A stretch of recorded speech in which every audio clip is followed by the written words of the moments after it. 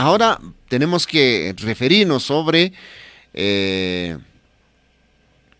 una de las enfermedades que va día a día afectando a la población en general.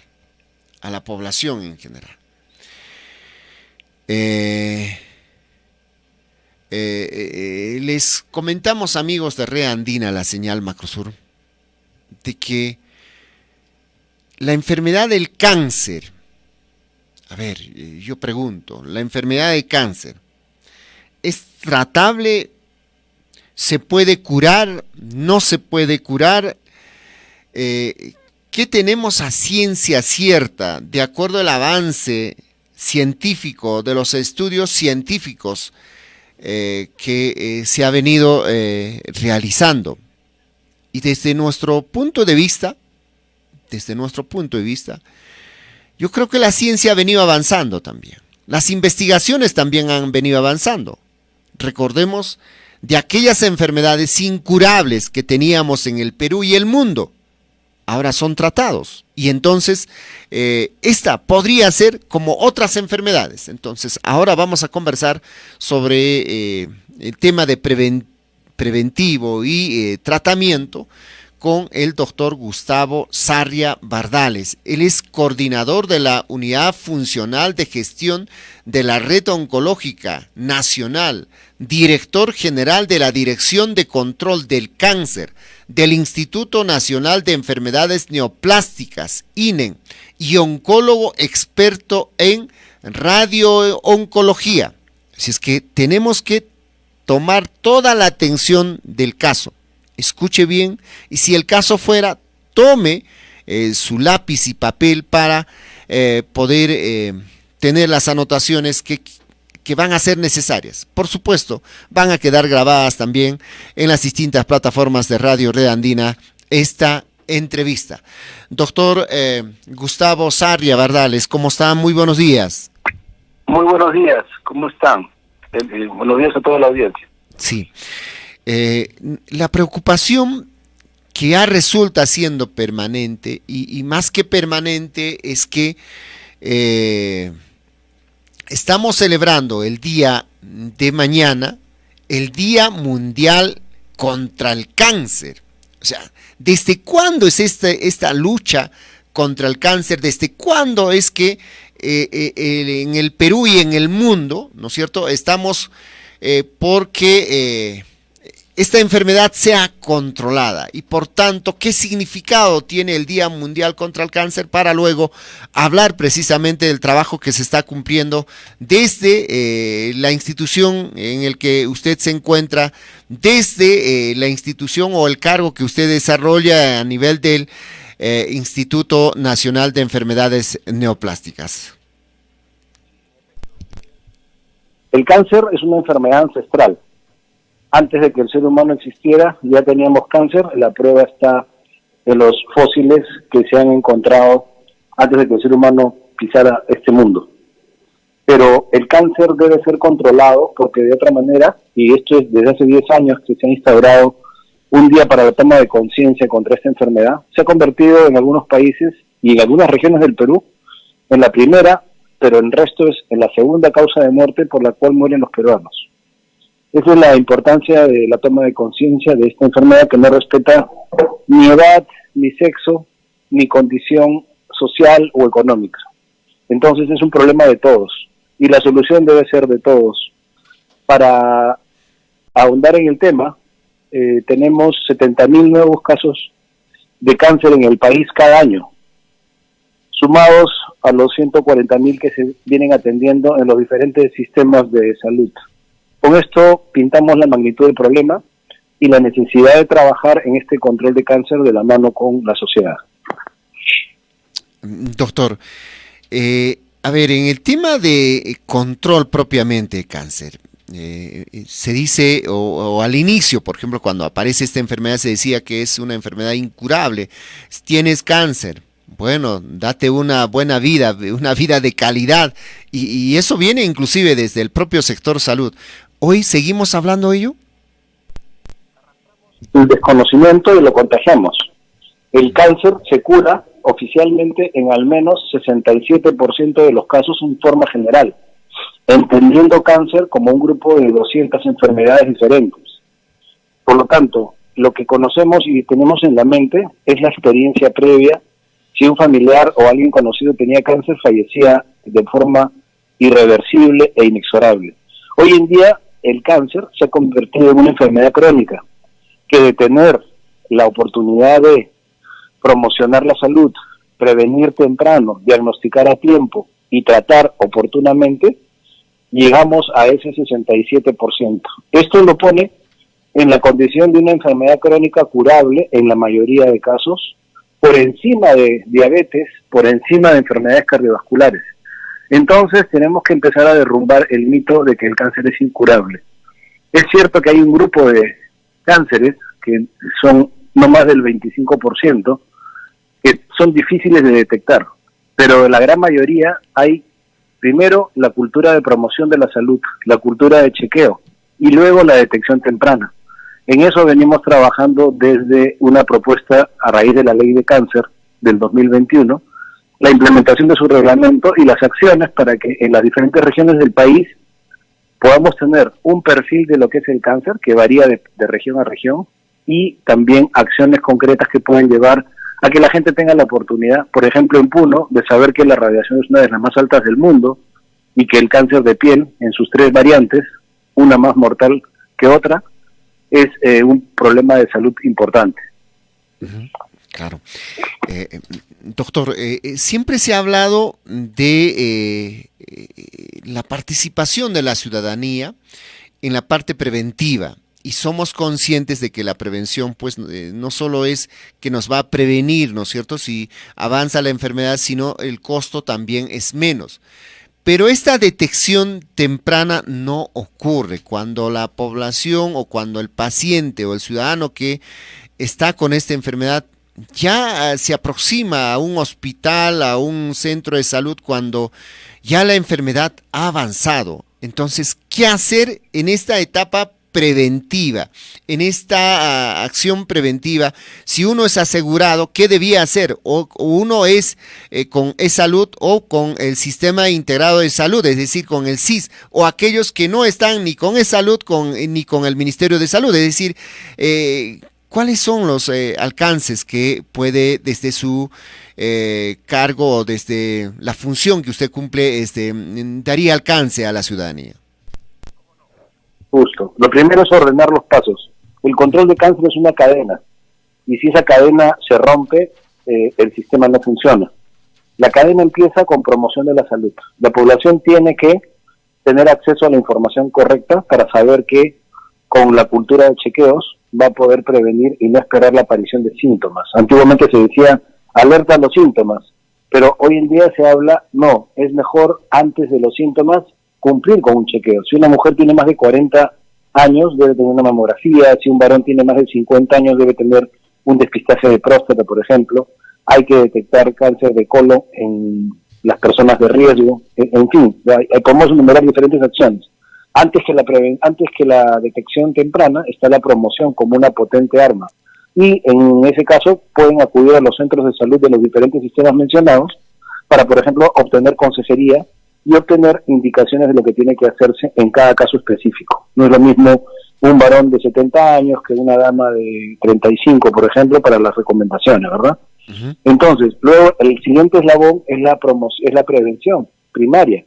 En este caso se detecta poblaciones de riesgo y se les interviene anunciándoles o comunicándoles que en las redes de salud, según sea el caso, Fuerzas Armadas, Sanidades, Seguro Social, SIS, tienen derecho por ley desde el año 2019 a una cobertura por el seguro para acciones de prevención incluidas. Eso quiere decir, si yo soy una persona que no me he registrado en ningún sistema y no tengo otro seguro, puedo acudir a las oficinas del SIS para poder reclamar mi derecho a la afiliación y empezar mi cobertura como cualquier ciudadano. Si tengo seguro social, obviamente debo acudir a las entidades que me corresponden. Luego está el hecho, o sea, nadie se queda sin seguro. Y también tenemos la gran posibilidad de que toda la cadena que se suscita en caso que se detecte algún problema está cubierta ahora por los sistemas de salud gracias a la implementación de la cobertura universal y de la ley de cáncer. ¿Eso cómo se traduce en el ciudadano de a pie? Si uno vive en alguna comunidad y tiene la necesidad, preocupación, educación para poder hacer una cultura de chequeo, acudir al centro de salud, buscar su afiliación si no la tuviere y pedir pasar por una consejería para iniciar el proceso. Si tengo síntomas, es decir, si esperé un poco más y de repente tengo alguna molestia que puede variar de cáncer a cáncer, necesariamente tengo que acudir a un centro de salud para buscar la ayuda del especialista. Y tanto el Ministerio de Salud como la Seguridad Social llegan a cubrir la mayor parte del territorio, pero también tenemos la intervención de las sanidades, de las Fuerzas Armadas y policiales para esa cobertura. Ni que decir de la pequeña parte que lleva un seguro privado, ¿no? Correcto. Doctor, a ver, yo quisiera, entretenerme un poco y hablar así, como quien dice, en crudo y cocido. ¿Tenemos enfermedades de cáncer? Sí, y los datos nos muestran que el cáncer es una de las primeras causas de muerte en el Perú y genera altos costos al sistema de salud y a la economía del país. Lo que sí se puede hacer, ¿no es cierto?, es tomar medidas basadas en la mejor evidencia disponible. A ver, y yo quiero mencionar algunos tipos de cáncer que tenemos en nuestro país y quizás de mayor afectación. Uno podría pensar que solo es cáncer de colon, cáncer de estómago, pero tenemos otras. A ver, empecemos en todo caso por qué o cuáles pueden ser los síntomas del cáncer al estómago. La pregunta es interesante porque cáncer gástrico es la primera incidencia. Es el cáncer más frecuente que tenemos en el país y afecta principalmente a las poblaciones altoandinas. Esto se debe, por ejemplo, hablando de promoción de la salud, al consumo de agua sin hervir o a la costumbre de comer comidas secas saladas. Hablemoslo en términos crudos y cocidos, como menciona usted. Si el charqui o la salazón son alimentos habituales, hay que comenzar a variar esos hábitos por alimentación segura y saludable, ¿no? El cáncer gástrico tiene la particularidad en nuestro país de debutar en estadios avanzados porque la gente le quita importancia a síntomas como el dolor en la boca del estómago, que llamamos gastritis, o los trastornos de evacuación intestinal como la diarrea, el estreñimiento, o finalmente la evacuación de algún contenido de sangre, como por ejemplo gotitas de sangre o componentes muy oscuros que son sangre coagulada. Ese cáncer gástrico es el que debemos atacar desde el inicio, buscando, por ejemplo, que no se consuma agua si no es hervida o es agua segura. Hay un bicho que se llama Helicobacter pylori, que tiene la gran potencia para causar trastornos inflamatorios crónicos que a la larga pueden llevar al cáncer. Este es un primer abordaje de lo que decimos cáncer gástrico, es evitar los factores de riesgo y tratar de que en todo caso el diagnóstico sea temprano. ¿Cómo se hace un diagnóstico? Con una endoscopía, un examen con un tubito dentro por la boca hacia el estómago y se pueden tomar muestras que luego el médico patólogo corrobora en el microscopio. Correcto. Ahora, cáncer de próstata. Y creo que ahí ya no hay edad, ¿no es cierto?, de que solo los mayores de 40 o 50 años. ¿Cómo identificamos o cuál es el diagnóstico de próstata, mejor dicho, cáncer de próstata? En varones, en las zonas altoandinas, la segunda neoplasia en incidencia es cáncer de próstata. Segundo, se decía tradicionalmente que el cáncer de próstata comenzaba a aparecer a partir de los 50, pero con mucha mayor incidencia a partir de los 60 hasta edades de la tercera y cuarta edad, 80 o 90 años. Lo cierto es que mientras mayores nos convertimos, los varones, mucha mayor incidencia de próstata vamos a tener que soportar. El cáncer de próstata se detecta fácilmente con un examen en sangre, unas gotitas de sangre, y un examen de tacto rectal, que muchos varones le tienen miedo. Pero son 2 minutos, no duele, y es importante verificarlo desde los 50 años. Sin embargo, como decía, estamos observando en los hospitales tendencias a la aparición de cáncer de próstata en gente más joven, a partir de los 47, 46 años. que no veíamos hace años. Yo tengo estos 32 años en esa pelea y no habíamos visto esa tendencia. Así que no digo que sea la mayoría, pero está comenzando a virar, igual que el cáncer de mama, en mujeres más jóvenes. Hay que estar alerta, está sucediendo a nivel mundial, pero la recomendación práctica es, si tengo más de 50 años, ya debo regalarme como cumpleaños un examen de antígeno y un examen dígito rectal para poder hacer el despistaje correcto. Correcto. Ahora, justamente yo no quisiera dejar de lado al género femenino, ¿no? Es cáncer de mama y el cáncer de cuello uterino. El cáncer de mama, primero, es la neoplasia que más va a crecer en los próximos años en el mundo y particularmente en el Perú. Es exponencial el crecimiento y ahí sí puedo dar datos. En la parte norte, sierra y costa norte del país, la mitad de los casos de cáncer de mama se están dando en mujeres menores de 50 años. Dato que antes no era visible. Es decir, están virando hacia gente más joven. Esto significa mayor impacto en la salud de las personas, en la economía y en la integridad familiar. Madre de jóvenes, cabeza de familia, etcétera. El cáncer de mama tiene que pasarse por incluirlo en el chequeo ginecológico de los genitales bajos, es decir, el cuello del útero, etcétera, tiene que incluir un examen de mama. Y actualmente se está trabajando para que toda persona, mujer, que vaya a una consulta ginecológica tenga un examen clínico de mama al menos, y si tiene más de 40 años se le recomienda una mamografía. Si tiene menos, se recomienda una ecografía. Si el caso es más difícil, se puede, por indicación médica, usar otros métodos como la resonancia. Pero cáncer de mama, particularmente, es una enfermedad que de detectarse temprano, voy a resumirlo brevemente, el tratamiento demora un día y cuesta poco menos de 150 soles. Y el asunto puede estar resuelto, como dije, en ese día. Pero si lo dejamos avanzar, en un solo año puede costar como $5,000 y el tratamiento puede prolongarse por meses, con menos chance de curación. Nuestras opciones, por lo tanto, van a ser, 1, evitar el cáncer de mama, sedentarismo, obesidad, tabaquismo, etcétera, y 2, tratar de detectarlo temprano. De esa manera el sistema va a responder de manera más eficiente. En este caso aprovecho la entrevista para dirigirme a las mujeres en general, particularmente a las mujeres en edad de riesgo, que no le tengan miedo a hacerse un examen clínico, y si tienen alguna sospecha detectada o vista por ella, su pareja o alguien de confianza, inmediatamente acudir a un centro de salud para la orientación correspondiente. Con eso podemos marcar la diferencia entre curar o no hacerlo. Correcto. Doctor, tenemos algunas preguntas que lo vamos a formular, pero yo quiero terminar con estos tipos de cáncer. Cáncer de colon y recto. El cáncer de colon y recto es una patología que actualmente ocupa entre el quinto y el cuarto lugar en el país. Las tendencias también muestran un incremento importante. Está vinculado también a obesidad, sedentarismo y hábitos de consumo de comida no saludable. El exceso, no la ingesta, sino el exceso de carnes rojas, las comidas secas saladas, el consumo de alcohol, el tabaquismo, también y la falta de ejercicio, se asocia a este cáncer de recto y colon, que como dije viene en ascenso. La detección de este cáncer puede ser con la atención a los síntomas de trastorno intestinal.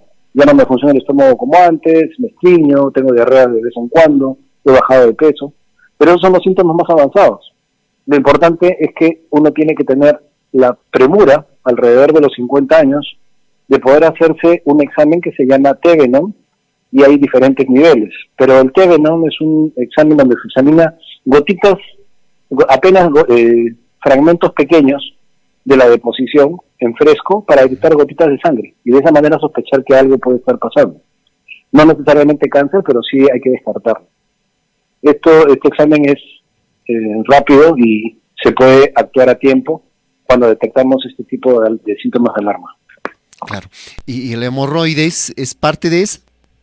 No, el hemorroides es un trastorno natural, benigno, que es la salida de los vasos hemorroidales que se inflaman y se protruyen a la usanza o semejante a una hernia. Eso genera sangrado por ruptura de vasos. Es como unas varices pero alrededor del ano. Bien. A ver, tenemos algunos comentarios y voy a dar lectura a algunos de ellos. Dice Carlos Poma Justo, el Hospital Neoplásticas INE en Lima es muy bueno y que está al servicio del pueblo. Marisa Quispe Condori, una pregunta, dice, los médicos suelen decir que el cáncer de páncreas es una enfermedad silenciosa. A ver, se nos fue ahí el mensaje.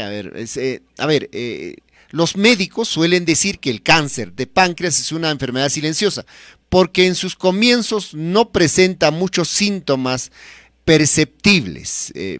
Algunas preguntas en relación a esta entrevista, doctor, si pudiéramos responder. El cáncer de páncreas forma parte del grupo de neoplasias no prevenibles porque efectivamente en sus etapas iniciales no da molestias y cuando las da es que el cáncer ha decidido avanzar. Por lo tanto, no hay detección que se pueda recomendar en la población, pero sí estar atentos a los cambios intestinales. Correcto. Doctor, yo le agradezco esta deferencia y esta primera entrevista que tenemos en Red Andina, la señal Macrosur. Sin embargo, yo quisiera también pedirle, a ver, ¿cómo nos atendemos? ¿Cómo hacemos posible? En realidad hay una atención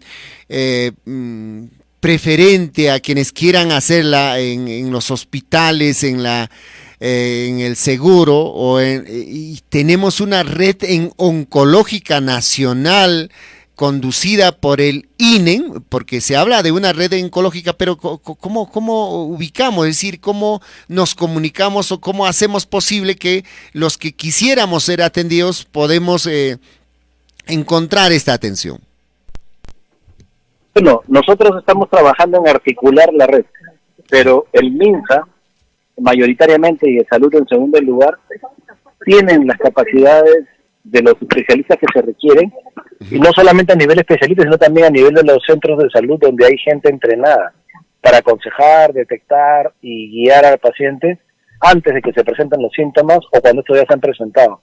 En las diferentes regiones del país hay coordinadores de cáncer que están trabajando para articular que este sistema trabaje de manera más eficiente.